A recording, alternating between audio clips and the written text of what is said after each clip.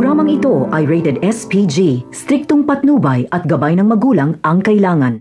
Hindi nga inaasahan ng lahat ang gagawing pagtatraidor nila Divina dahil ang plano pala ni Divina ay mamatay ang lahat ng mga Montenegro tapos tatakas na sila.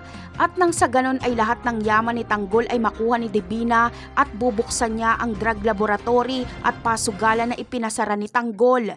Pinatay nila Divina ang mga tauhan ni Don Julio para mas lalong humina ang pwersa nila Tanggol. Habang si Don Julio naman ay gulat na gulat sa ginawa ni Divina. Pero huli na ang lahat dahil papatay na siya ni Divina. Wala nang magtatanggol kay Don Julio dahil binaril na ni Divina si Franco. Habang sa labas naman ay sila Tanggol at ang kanyang mga kaibigan na lang at si Ramon ang nakikipagbakbakan. Ubos na ang mga tauhan ni Ramon.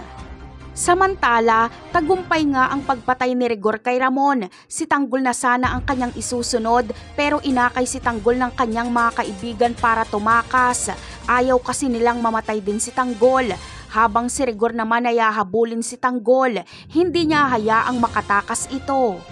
Sa sitwasyon ngayon nila Tanggol ay magkakaroon siya ng mga kakampi.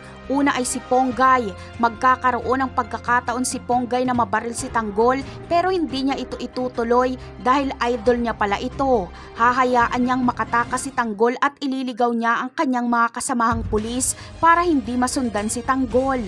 Magiging kakampi din ni Tanggol si Lieutenant Victorino. Sasabihin ni Victorino kay Rigor na siya na lang ang hahabol kay Tanggol. Papayag naman si Rigor at si Marites ang kanyang pagtutuunan. Hahayaan ni Victorino na makatakas si Tanggol para lumabas na palpak itong kanilang misyon. Mapropromote kasi si Rigor kapag mapatay nila si Tanggol at ayaw itong mangyari ni Victorino. Napakarami pa nating dapat abangan sa mga susunod na episode. Paalam!